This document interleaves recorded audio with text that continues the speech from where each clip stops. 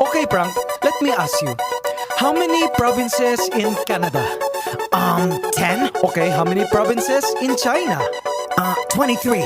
How many provinces in the Philippines?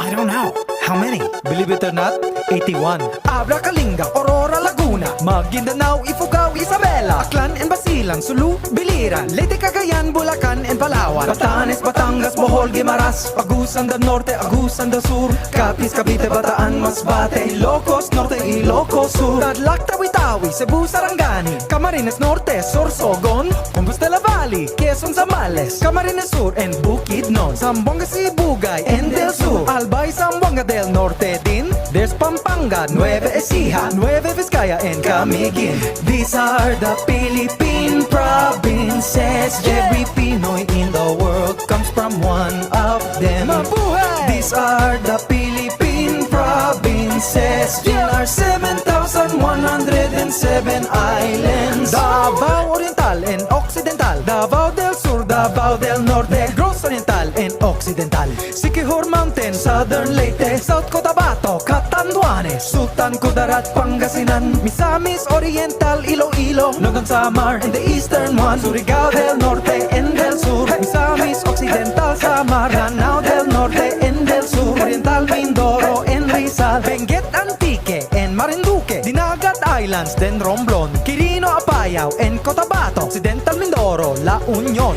These are the Philippine provinces. Every Pinoy in the world comes from one of them. Mabuhay! These are the Philippine provinces. In our 7,107 islands.